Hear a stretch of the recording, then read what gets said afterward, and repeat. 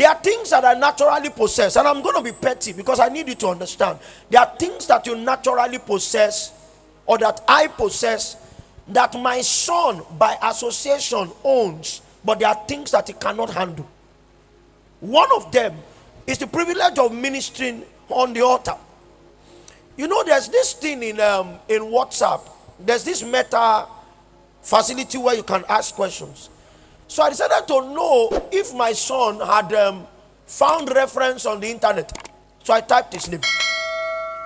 And what I saw was, as young as he is, says the son of Apostle Tolu Agboola. Meta even says that he's a young prophet. And that he has started ministering with me.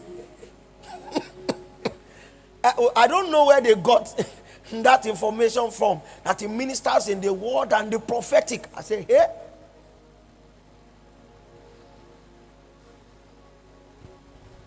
Those things by association are designed to creep into his life. So one night he called me. He said, I saw one black thing, as young as he is. That thing was coming.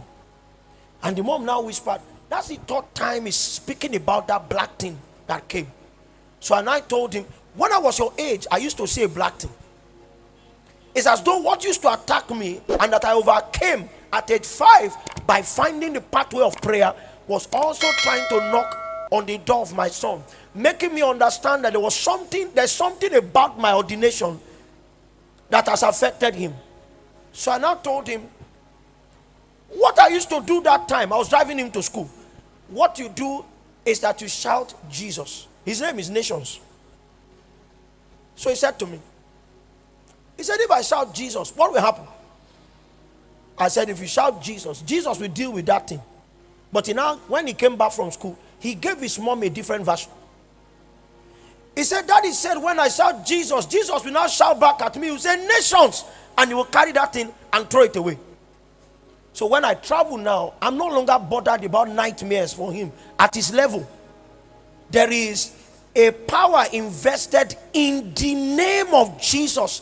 And at 3 going to 4, I have taught him how to wield that power. Are you with me?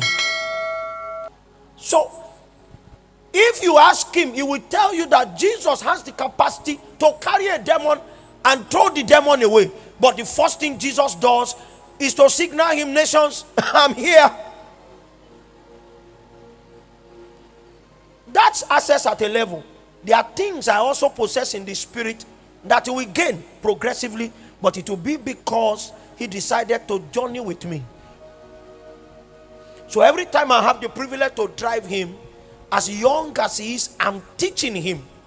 He hears words, but those words are designed to be impartations of potency, so that by the time he grows, he will have accommodated so much in his spirit. What I'm trying to say is that in those little journeys, his shape is the shape of a pilgrim. He's journeying homeward. But the proof that he's making progress is that if you take an instantaneous test of what he possesses will be a byproduct of the encounters on the journey. So you are on a journey. And if you travel far enough with Jesus, there are appetizers that Jesus will begin to quicken into you that will bring you into prayer. You don't even know that you need power. You don't know. I was in Lagos some time ago, about 4 weeks ago, and a lady asked her pastor, I want to see him. So she came and said to me, "Sir, I have a problem with prayer." And I laughed. What do you want me to do?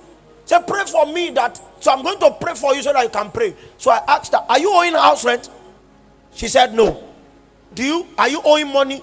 She said no. I said, sometimes what God does is to create a gap in somebody's existence. A gap that no human help can fill. You will pray. The reason why you are not praying is that you don't have a reason to pray. It's not demonic. The reason why the average person is not in pursuit of power is that everything that you feel have been allocated to you to do, you have the wisdom to do it. You have the strength to do it. And your assignment has been judged by darkness that it has no weight. It's not going to shift anything. So you can run without power because you are not a threat. The day you become a threat, you will find out that being powerless is worse than being cursed. And that's why I believe that Jesus has gathered us together